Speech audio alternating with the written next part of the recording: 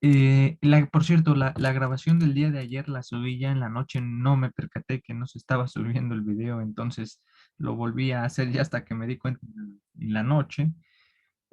Entonces la grabación del día de ayer, que fue 22, está desde ayer en la noche, ¿sí? Perdón, hay una disculpa por la demora de darme cuenta tarde de que no se me había subido el video. En fin, recapitulando un poco lo que te expliqué el día de ayer, estamos usando un método para resolver ecuaciones diferenciales en forma numérica desde matemática, utilizando este simple comando llamado ndsolve, donde vamos a utilizar, pues obviamente la ecuación o las ecuaciones. Ahorita estamos resolviendo una. Vas a tener que introducir alguna condición inicial que satisface o pides de tu sistema o de tu ecuación diferencial, la variable dependiente y la variable independiente ajustada en algún intervalo de tiempo o pues de esta variable en la que tú quieras hacer tu integración de este problema, ¿sí? La información de la ecuación se va a guardar en una, ¿cómo se llama? En una cantidad que ahorita, por ejemplo, la podamos llamar sol, o en este caso la llamé S para este ejemplo.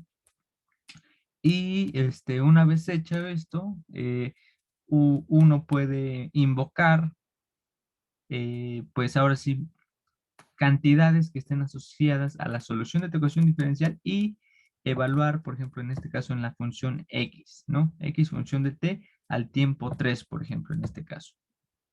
Después te mostré cómo podíamos tabular la información quizás en un conjunto de datos, así lo etiquetamos, donde podríamos tener, por ejemplo, un vector que tenga el parámetro t o la variable t, la variable dependiente x, donde estaríamos utilizando la evaluación dada nuestra ecuación diferencial en pasos de tiempo yésimo que van de 0 a 30 en pasos de 0.01, ¿sí?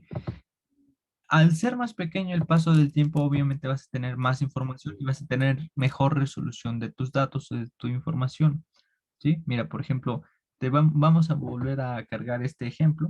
Pongo Shift Enter. Entonces ya se resolvió la ecuación diferencial. Aquí voy a volver a tabular, pero voy a tabular en pasos, por ejemplo, de uno en uno. Entonces aquí voy a tabular de 0 a 30 en pasos de uno. Y obviamente si graficara esta información, pues se ven así los puntos, ¿no? Se ven pues algo separados y pues hasta cierto punto tiene sentido. Y uno puede arreglar esas cosas, por ejemplo, si quieres que en lugar de que sean puntos, quieres que sean líneas, puedes ponerle joiner y le pones true y así lo hace, ¿sí? Pero si notas, se ve un poquito poligonal ciertas regiones, por ejemplo, en esta parte en la que estoy poniendo mi apuntador, se ve algo poligonal, ¿no? Se ve como muy recta esa parte, luego como que se ve que tuerce aquí. Y eso se debe a que la resolución con la que le estoy pidiendo la información, pues tiene un paso de tiempo que va de uno en uno. Entonces, obviamente, si yo pusiera, por ejemplo, esto que fuera de dos en dos, pues se va a ver todavía más, con menos resolución, ¿no? De lo que vemos aquí. Se ve aquí la recta, luego otra recta, etcétera, etcétera. Si quieres mejor resolución de tus datos, pues tienes que agregar una mayor resolución en el paso de integración o de solución de tu ecuación diferencial, ¿sí? Cuando tú haces esto a mano por ti mismo y lo programas, regularmente tienes que indicar en qué pasos de tiempo quieres que se resuelva el problema o puedes indicar, bueno, es que depende cómo lo programes. Si ya eres alguien que está avanzado, no tienes que hacer eso. A veces lo que tienes que hacer es decir, mejor, quiero que tenga 10 millones de particiones, mi cálculo en tal intervalo de tiempo y que esas particiones se autorregulen, se autornormalicen dependiendo de la agresividad de la derivada, por ejemplo, de mis ecuaciones diferenciales. Es un poco similar a lo que te mostraba ayer cuando uno calcula áreas en integrales y de repente tienes que tu función crece abruptamente en una región pequeñita, ¿no? Eso, cuando lo aprendes a hacer en la computadora, te ayuda o te beneficia porque tú ya no, como que no necesitas tantas parámetros que tengas que tú mismo ajustar a mano al momento de resolver una ecuación diferencial, pues, en principio desconocida, porque el propio sistema o método va a detectar en qué momentos tiene que hacer una mejor partición de ahora sí que de la rectangulación de tus integraciones, pues para resolver en forma más precisa una ecuación diferencial, ¿sí? Obviamente matemática ya tiene inmerso eso cuando tú le pones en the solve y lo va a hacer automático. Algo que te mostraba o te comentaba el día de ayer es que tú le puedes especificar, por ejemplo, el método numérico que tú quieras utilizar. Matemática, si no detecta algún método en especial que tú le quieras dar, vas a buscar el más eficiente. ¿Cuál es? Pues eso sí ya va a depender de la ecuación diferencial. Uno puede siempre buscar aquí en la información del comando un poco más de opciones. Déjame ver si encuentro una parte que dice algo así como este, justamente opciones, creo que es este, dice, sí, mira, aquí está, opciones.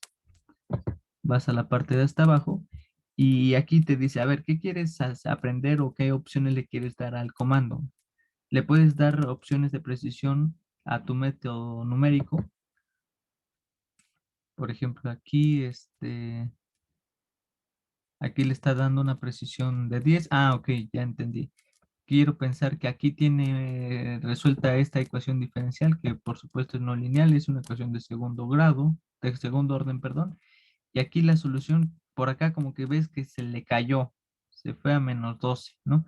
Este comportamiento para esta ecuación tal vez sea extraño o espurio, pero si tú le quieres meter precisión a la ecuación diferencial, puedes notar que esa caída que se veía a este tiempo más o menos era espuria, porque realmente lo que está pasando es que regresa y vuelve a oscilar tu ecuación diferencial, ¿sí? Bueno, tu solución de tu ecuación diferencial.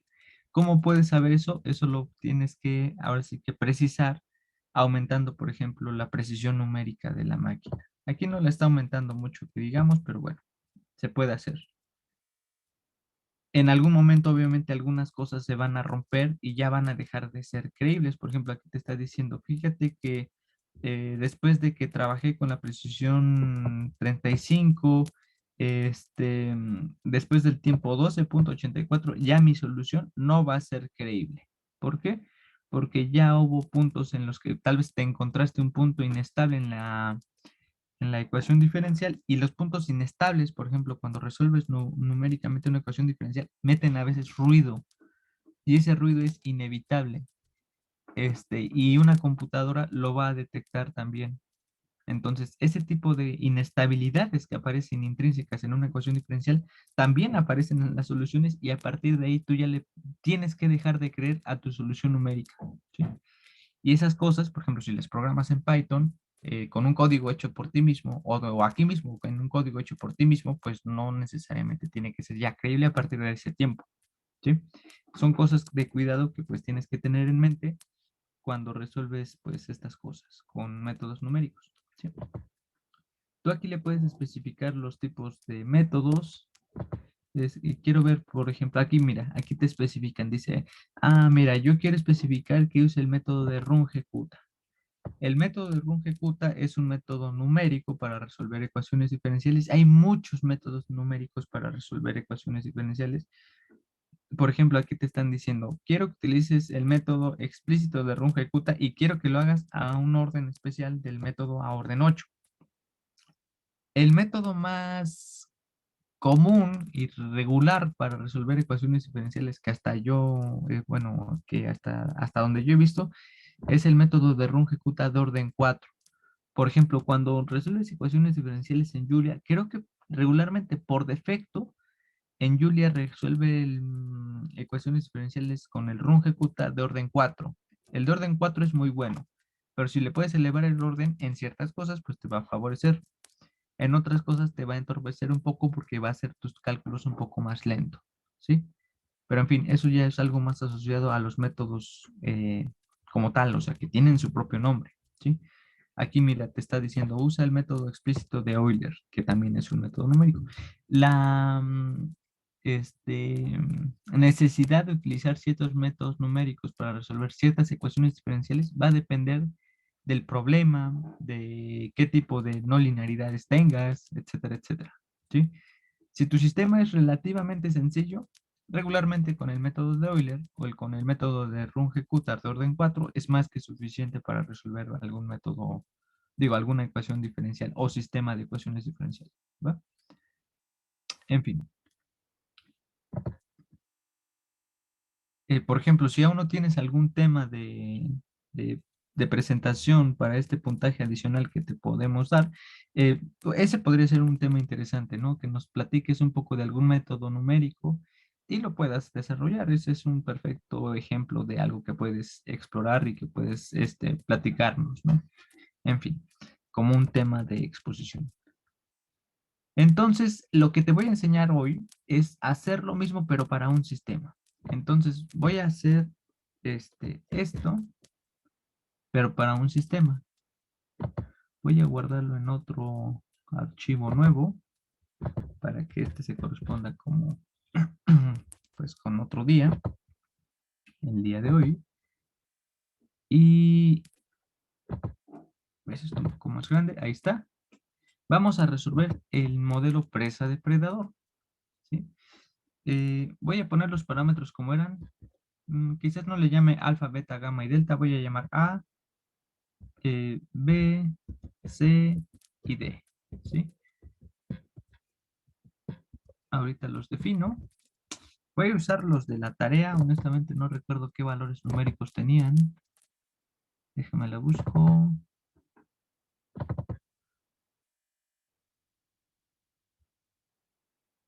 Entonces A vale 1. B vale creo que 0.5. Alfa, beta, ABCD menos 0.75. Bueno, 0.75. Y D es 0.25. 0.25. Entonces voy a resolver el modelo presa-depredador con los parámetros de tu ejercicio que teníamos. Voy a poner las ecuaciones diferenciales. Van a ser dos, entonces vamos a tener P' igual A por P menos B, P, función de T, por D, función de T. Ah, aquí hay un detalle, mira. Si usas la letra D mayúscula, te va a como tratar de sacar derivadas, ¿sí? Entonces, para evitar ese problema, pues voy a utilizar una doble D así.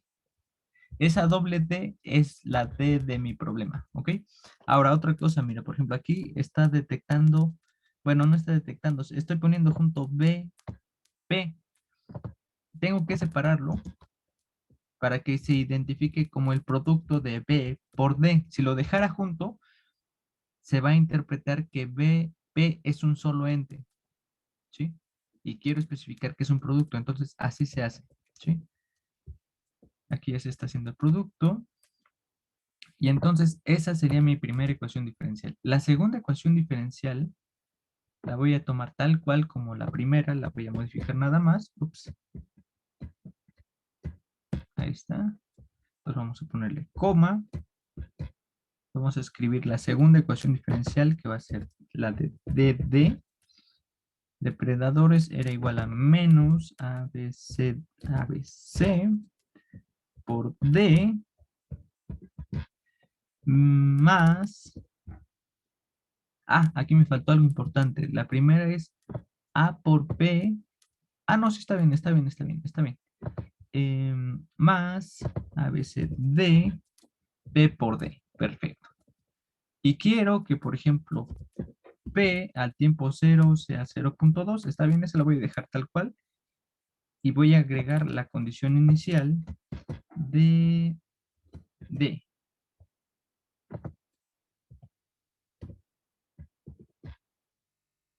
Que sea 0.5. Ahí está. Mis variables, en este caso,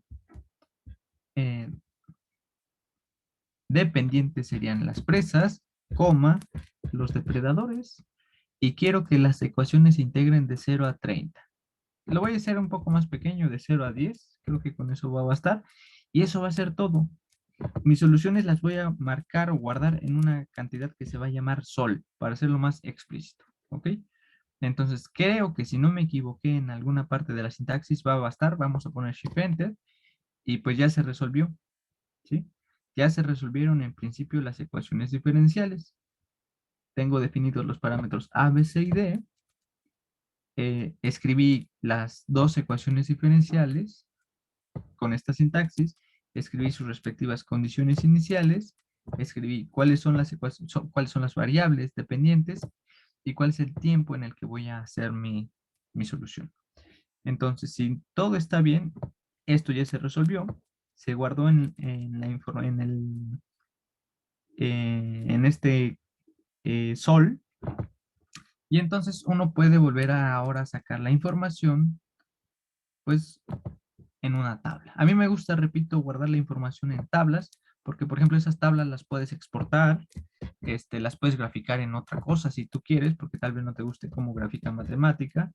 Y ahorita te enseño a hacerlo, por supuesto. Entonces voy a graficar el tiempo, voy a graficar a tabular la variable P, voy a tabular la variable D, utilizando la solución en pasos de 0 a 10. Ah, mira, por ejemplo, aquí tenía de 0 a 30. Si lo hiciera así, te va a marcar un error. ¿Por qué?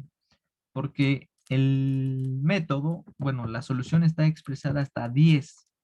Como me estaría saliendo del límite o del rango de integración, pues te va a decir el matemática, oye, pues es que ahí no tengo soluciones. Entonces aquí lo tengo que respetar de 0 a 10 o de 0 a cualquier tiempo que sea menor al máximo de integración que tú pediste, ¿sí? Si tú quieres, por ejemplo, si tú integraste tu solución de 0 a 100, pues puedes integrarla de 0 a 10 nada más, ¿no? En tus datos, en pasos de punto 0,1, ¿ok? Entonces, en principio ya está. Voy a ver si realmente estoy guardando algo de información. Voy a ver el primer elemento de data. Ok, se corresponde con la condición inicial, ¿no? Estábamos pidiendo que al tiempo 0, pues habría P igual a punto 2 y D igual a punto 5. Entonces ya está. Este data está registrando la información de la solución de tu ecuación diferencial. ¿Qué puedes hacer con él? Puedes exportar la información, por ejemplo, export data, nada más que antes tienes que poner entre comillas a dónde lo vas a exportar, tienes que poner export, a dónde, lo voy a guardar en un archivo llamado presa depredador.csv. Los archivos CSV, no sé si conozcan o no, la verdad no, lo desconozco, ahora sí que tanto conocen uno de datos, pero los archivos CSV es como un formato tipo Excel que regularmente las empresas y las personas que también hacen física o medicina en ciertas cosas, no todo, por supuesto, este, nos permiten guardar datos, ¿sí? Es un formato un poco más simple que los de Excel y no necesariamente es un archivo plano, pero pues es regularmente compatible para guardar datos, ¿sí? Lo puedes guardar en archivos tipo Excel, ya hasta se me olvidó la extensión de los de Excel, pero puedes poner la extensión de Excel o puedes guardarlos como un TXT o como un archivo de texto para que se guarden como datos puros o un punto .dat, ¿sí? Yo lo voy a guardar como un punto CSV. Regularmente mis datos los guardo así, pero los puedes guardar en el formato de datos que tú gustes. La mayoría de ese tipo de archivos los permite matemática, entonces no necesariamente te tienes que preocupar tanto por ello. Voy a guardar antes de esto el archivo, ¿cómo se llama? Notebook, en los cursos que ustedes tienen, en sus códigos de este semestre, y lo voy a llamar métodos numéricos presa depredador, ¿vale?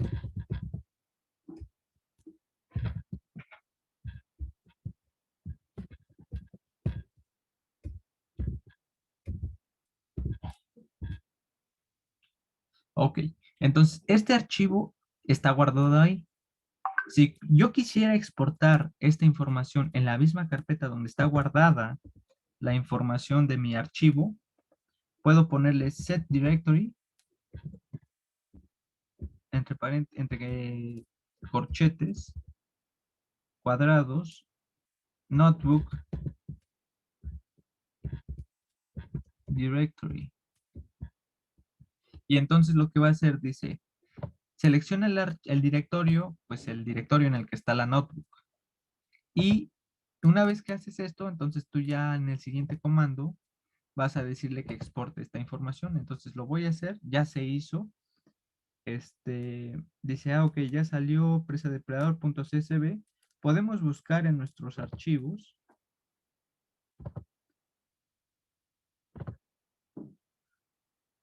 En códigos 2013 y ahí está. Este es el archivo que acabamos de crear, ¿sí?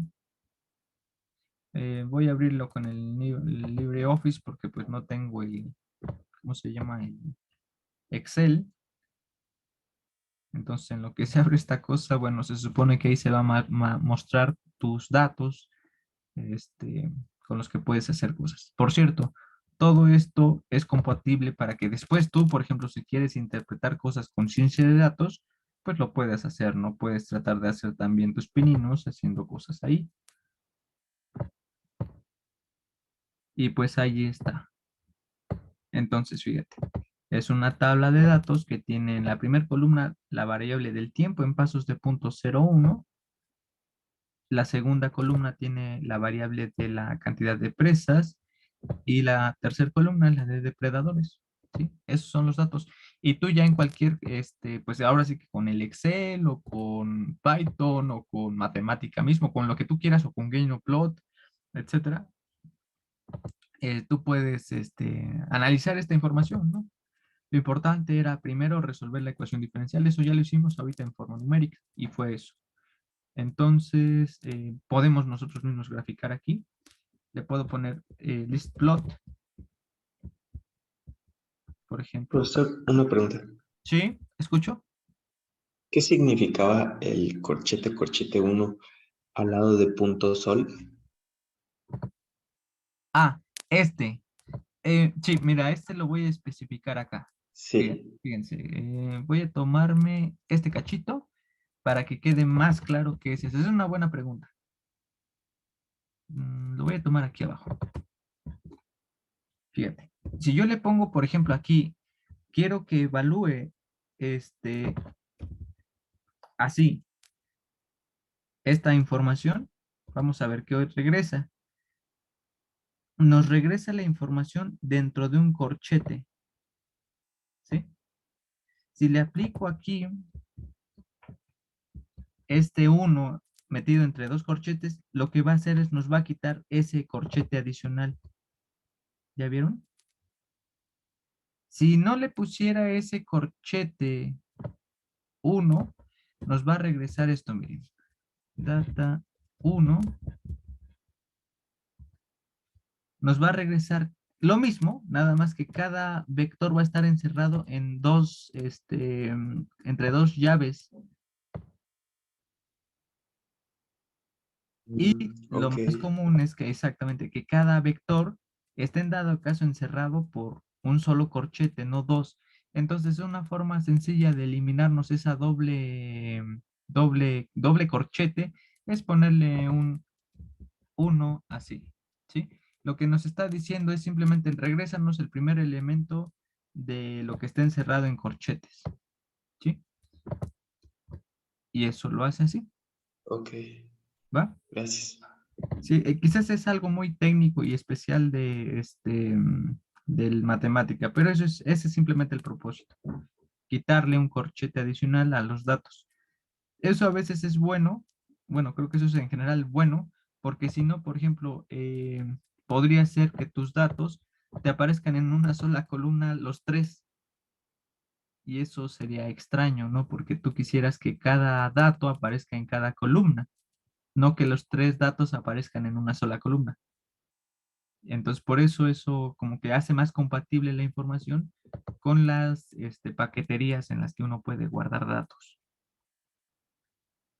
Bueno, entonces, ya especificada esa cuestión del por qué este uno, repito, es simplemente para quitar un corchete adicional a la lista de información. Lo que te estaba comentando era cómo graficar la información.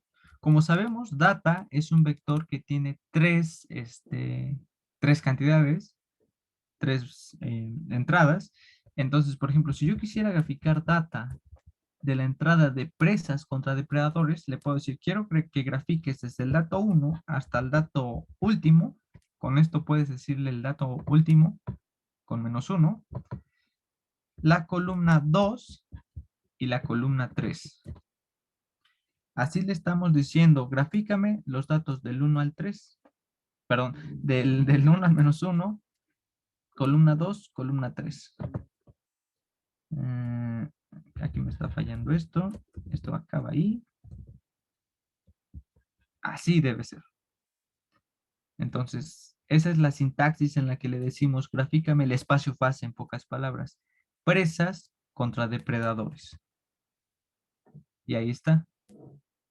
Eso sería el espacio fase, porque estoy graficando columna 2 contra columna 3. Si yo quisiera, por ejemplo, que me graficara el tiempo contra la variable presas, pues tengo que graficar 1 contra 2, porque la columna 1 fue el tiempo, recuérdalo. Columna 1 es tiempo, columna 2 es presas y columna 3 es depredadores. Si gráfico 2 contra 3 es presas contra depredadores.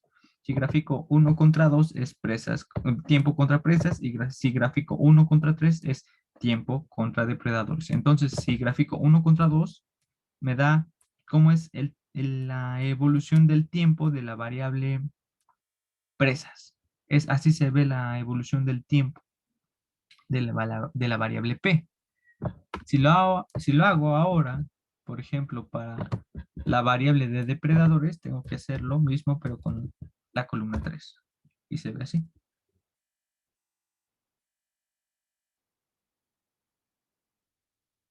Si yo quisiera, por ejemplo, graficar presas y depredadores en la misma gráfica, puedo hacer esto, mira. Puedo encerrar entre llaves las dos tablas de información de presas y depredadores en el mismo comando listplot, y puedo especificarle ciertos detallitos para que esto se vaya viendo más agradable. Entonces, eh, a las presas les voy a poner un color azul, y a los depredadores los voy a poner en rojo, ¿sí? Entonces lo que voy a hacer es graficar la variable de presas, la variable de depredadores como funciones del tiempo, juntas. Y así se verían, ¿sí? No me acuerdo con precisión cuál era el punto crítico de esta cosa. Creo que el punto crítico lo habíamos determinado como em, alfa, beta, gamma entre delta y alfa entre beta, algo así. No recuerdo con precisión. Ustedes lo saben mucho más que yo ahorita. Déjame lo busco. Eso debe estar en sus notas. Ay, creo que va a ser un problema cuando vimos eso. Este día. No, ¿sí? ¿Alguien tiene en mente cuál era el punto crítico del modelo presa depredador? Ah, Sí, creo que es. Ajá, los escucho, los escucho. 2 segunditos. Ok, lo cierro. Creo que estaba en este archivo.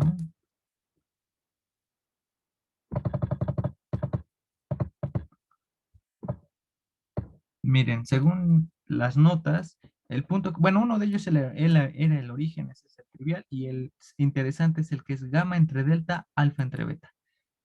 Gamma entre delta, gamma entre delta, que en este caso gamma es D entre delta, que es alfa, beta, gamma entre delta,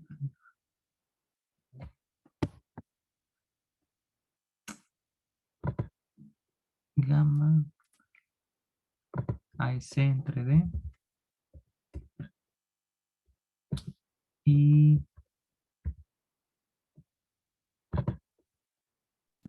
A entre B. A entre B, A sobre B.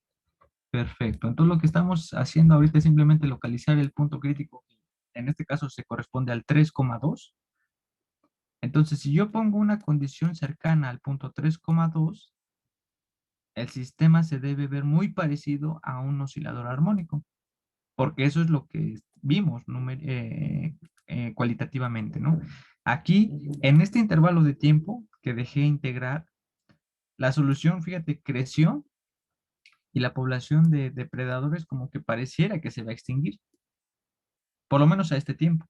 Si yo le doy a la ecuación diferencial más tiempo, estoy seguro que eso va en algún momento a crecer. Nada más que esto, date cuenta que no se va a poder reproducir como una combinación de senos y cosenos sencillos de una sola frecuencia.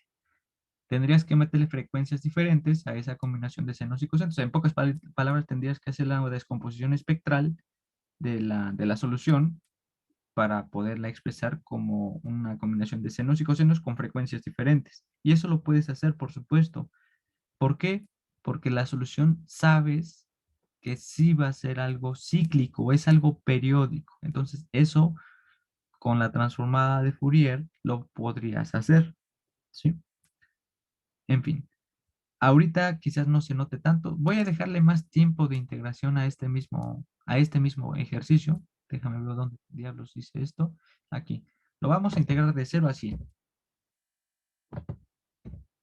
Entonces, integro mi ecuación diferencial, ya lo hizo, ahora saco mis datos, ya se sacaron, y voy a hacer lo mismo, pues aquí, ya de una vez acá abajo. Entonces voy a sacar mis datos de 0 a 100 y date cuenta, eso es lo que se muestra. No estoy seguro, pero pareciera ser que esta cosa es periódica, por supuesto que es periódica, eso lo puedes verificar, te digo, es un comportamiento cíclico, es no lineal. Esta cosa, date cuenta que no es un seno ni un coseno, es una combinación de cosas que son senos y cosenos, pero que tienen diferentes frecuencias. Lo puedes estudiar. Si te hubieras inclinado por el lado de transformadas, tal vez te habría enseñado cómo de esta información podrías obtener la transformada de Fourier para ver cuáles son las frecuencias fundamentales de este comportamiento, pero a simple vista, mira, date cuenta, hay un periodo muy fijo. Ahora sí que a ojo, hay un periodo de 6, no, de 5,9. A ver, espérame. Si esto es 5,9 y esto es 16, 5, 6, hay como un periodo de 10 casi. Entonces, cada 10 unidades, casi, un poquito menos quizás, se está repitiendo la solución. Es periódica. Y ahí está el comportamiento de presas, repito que es la gráfica azul, y la de depredadores que es en rojo. Eso se debe a que mi condición inicial, pues creo que eran números muy pequeños que estaban cercanos al punto crítico, el malo, el del origen, ¿no? Ese era un punto hiperbólico casi. Si ahora me acerco con condiciones iniciales cercanas al 3,2, voy a poner, por ejemplo, que en las presas tengamos 3,2 y en los depredadores, pues vamos a ponerle 2,1. A ver si eso no es muy agresivo. Vamos a resolverlo. Son condiciones iniciales, repito, cercanas a las del punto crítico, que es un centro, perdón. Y voy a graficar esa misma información para esa nueva condición inicial. Y las soluciones, como puedes notar, pues se asemejan mucho más a lo que tú conoces como senos y cosenos. ¿Por qué? Pues porque eso lo podemos ver desde el análisis cualitativo, porque sabemos que en ese punto la estabilidad es como la de un centro, ¿sí? Si tú graficaras el espacio fase, aquí mira, por ejemplo, pues verías que eso va a ser casi un circulito. Bueno, una elipse, perdón, ¿sí? Aunque esto creo que sí es como un círculo, ¿no? A ver, de radio. No, sí es más como una elipse. Sí, porque es en el espacio fase original ya, entonces sí es más elíptico esto, ¿sí? Y estos datos, por ejemplo, dices, son otro tipo de datos porque tienen otra condición inicial, pues le puedes poner presa depredador -2 o tú ya le puedes poner las etiquetas a tus datos como tú prefieras y lo puedes exportar con Shift Enter, ¿sí? Entonces, esa información pues ya queda guardada en este archivo llamado lo mismo -2, ¿sí? Son diferentes soluciones del mismo problema con diferente condición inicial. Si tú ya eres una persona un poco más avanzada y quieres hacer muchas condiciones iniciales y ver cómo son sus soluciones y quieres guardar la información, pues a esto le puedes poner un índice que se mueva conforme tú mueves los parámetros, ¿sí? Y también lo puedes hacer, ¿sí? No sé si alguien tiene preguntas o dudas hasta el momento. Lo que estamos ahorita haciendo es comparar el método, más que comparar, estamos resolviendo el problema presa-depredador en forma numérica y pues ahorita estamos obteniendo y viendo cómo se ven las soluciones pues en general para un conjunto de condiciones iniciales que están dadas con parámetros fijos. No sé, ¿alguien tiene alguna pregunta o alguna duda? No, profe, todo bien. ¿Todo en orden? Perfecto. Bueno. Te comenté en algún momento que esta ecuación diferencial sí se puede resolver en forma exacta. Me dan ganas de resolverla en forma exacta, pero bueno, el objetivo también de esta parte del curso era adentrarnos un poco más a los modelos que son, pues, o podrían ser de interés para ti en la parte quizás biomatemática o física, no lo sé. Entonces, este modelo siempre es un buen ejemplo, un buen caballito de batalla porque nos permite entender, por ejemplo, un poco este comportamiento, ¿no? En el que el sistema de la dinámica de una presa y la de un depredador van a estar en armonía, sea lineal o no. Por ejemplo, aquí es obviamente un armónico, son armónicos los dos totalmente. O en el otro caso también eran armónicos, pero no lineales. Es decir, hay un ciclo entre ellos en el que está como un vaivén, como una danza, si quieres pensarlo así, en las que, por ejemplo, este sistema mostraría que si en algún momento esa danza se rompe, pues se fue a la extinción alguna población, ¿no? Que podría ser bien la de los depredadores o las presas. Creo que para este modelo, concretamente el que se corrompería, bueno, o acabaría en el olvido, serían los depredadores, ¿no? Porque es el que tiene la desventaja de que si no comen, pues obviamente se mueren. Y estos dependen totalmente de los depredadores, de las presas.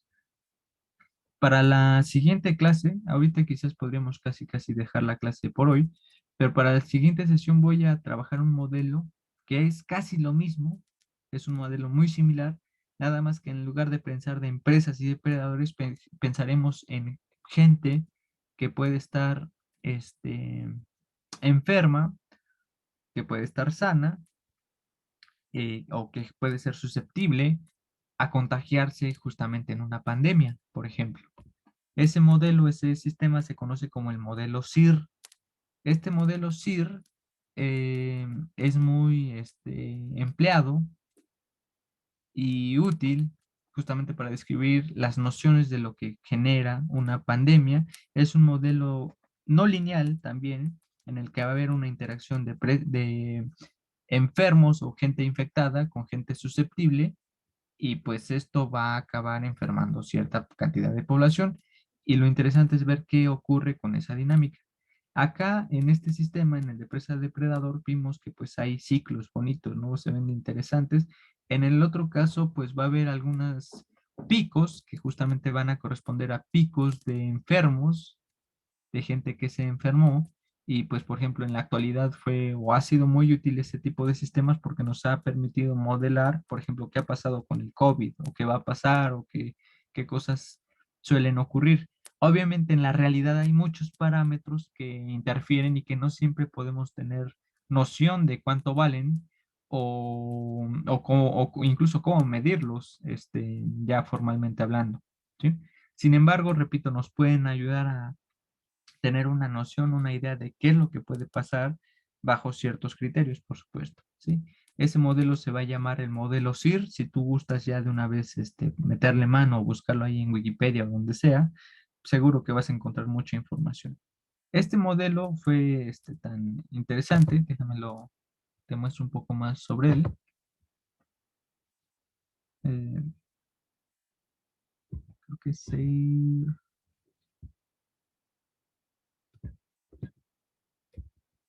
a ver, creo que COVID, aquí está.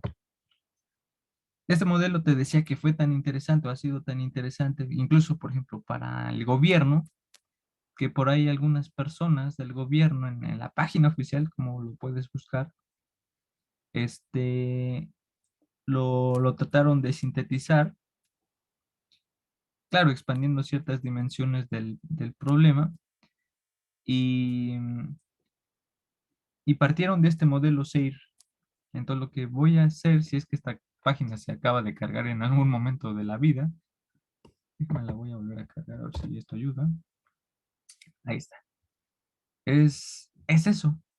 Este es el modelo SEIR, nada más que ellos lo ampliaron, en el que va a haber gente que es susceptible. No me acuerdo cuál era la variable E.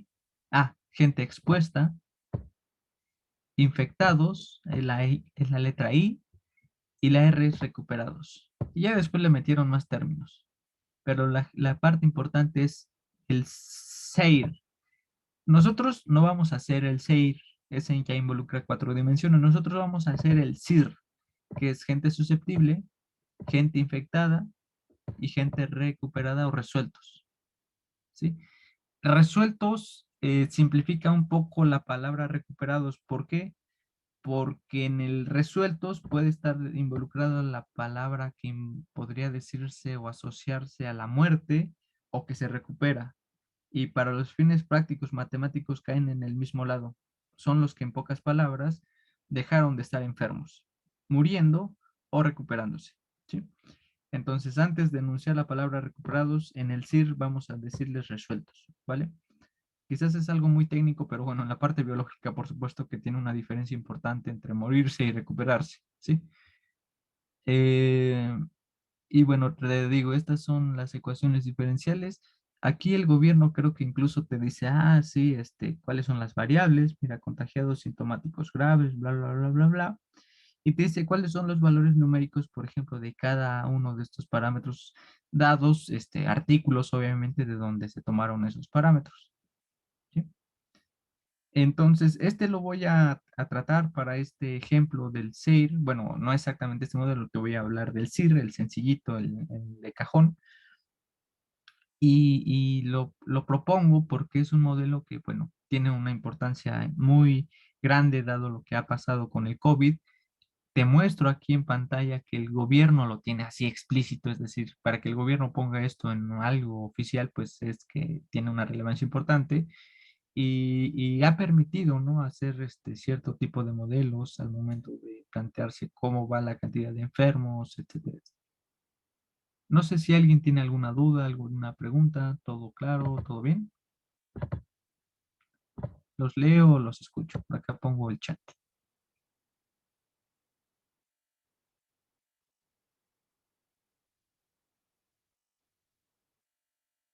Bueno, pues si no hay dudas o preguntas, este archivo creo que está guardado. Entonces ya lo puedes ahí consultar y ver si tú lo quieres modificar. Y si quieres hacer algo más, o que quieras, no sé, preguntarme sobre, oye, ¿cómo cambio la visualización? O quisiera graficar esto en 3 dimensiones, etcétera, etcétera. Pues por supuesto que me puedes decir y lo checamos. Es más, por ejemplo, podríamos hacer eso. ¿Cómo graficarías esta información en 3 dimensiones? Porque realmente es un vector que vive en R3, ¿no? La información. Entonces yo lo que te propondría, por ejemplo, sería grafícate esto así, nada más que en lugar de ponerle blue le vamos a poner black.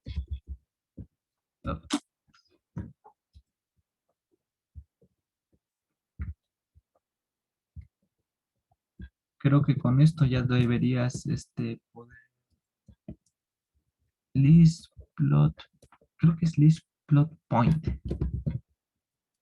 o list point plot, no me acuerdo. Ahí está. Creo que con esto deberías graficar la información en 3 dimensiones, creo, no estoy seguro. Déjame lo checo. Aquí está tardando, eso se me hace extraño. Ah, claro, ya sé por qué, sí, listo. Perfecto. Y entonces, pues estás viendo una espiral, ¿por qué? Porque si lo ves de costadito, pues deberías ver tus elipses, ¿no? Bueno, tu elipse. Es una sola, nada más que la tercera dimensión pareciera que te da una espiral, y de hecho es una espiral, ¿sí? Pero si tú graficaras el tiempo como una segunda, como una tercera dimensión y la primera y la segunda dimensión es P y D respectivamente, pues eso es. Eso es lo que tú ves, ¿no? Por ejemplo, para una de las dimensiones y la proyectas.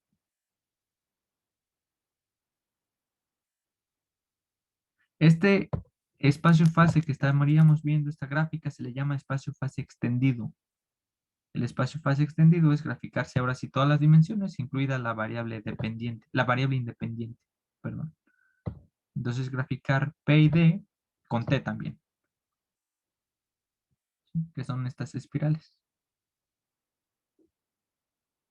como un resorte. Bueno, dejo esto aquí. Te digo, ya está en tu Dropbox, lo puedes checar. Si no te gusta cómo grafica en matemática, pues puedes generarte la información y expulsarla donde tú quieras, o puedes utilizar algún otro eh, pues, sistema o software o plataforma para resolver las ecuaciones diferenciales, ¿vale? Para la siguiente sesión te voy a hablar un poco más del otro sistema que se llama el modelo SIR. Si no hay preguntas o dudas, pues creo que sería todo de mi parte y tengan pues bonito día, ¿va? Hasta luego, nos vemos, adiós, bye.